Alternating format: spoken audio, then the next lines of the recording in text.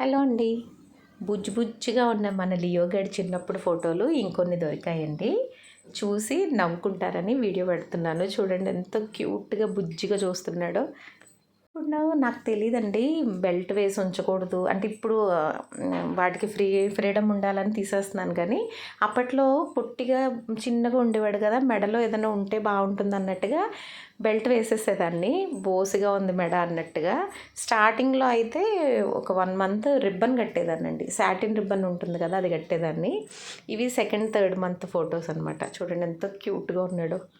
అసలు video edit చేస్తున్నప్పుడైతే నాకు భలే నవ్వొచ్చిందండి. అసలు నవ్వకుండా ఉండలేము వాడి వేషాలు, వాడి ఫోజులు చూస్తే.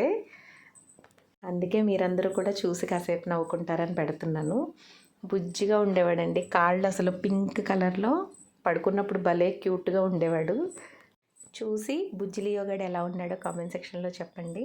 వీడియో నచ్చితే తప్పకుండా లైక్ చేయండి. మొదట్లో వాడిని చూసినప్పుడు నాకు బాధేసేదండి. పాపం వాళ్ళ అమ్మ దగ్గర నుంచి చాలా చిన్న ఏజ్‌లో తీసుకొచ్చేసాను అని. చాలా బాధపడిపోతూ ఉండేదాన్ని. అప్పుడు మా అబ్బాయి అనేవాడనమాట, "అమ్మ ఏం కాదు.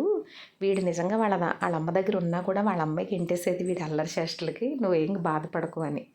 "వెళ్ళిపోరా బాబు" అనేసి వాళ్ళ అమ్మాయి గెంటేసేది అని అన్నప్పుడల్లా నాకు నవ్వొచ్చేదండి.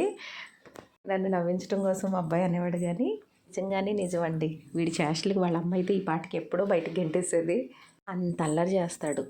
మా అబ్బాయి అనేవాడనమాట, వాళ్ళ అమ్మ దగ్గర నేను మా మమ్మీ దగ్గరికి వెళ్ళిపోతున్నాను, బాయ్ బాయ్ అని చెప్పేసి వచ్చి ఉంటాడు, నువ్వు కంగారు పడకు అని.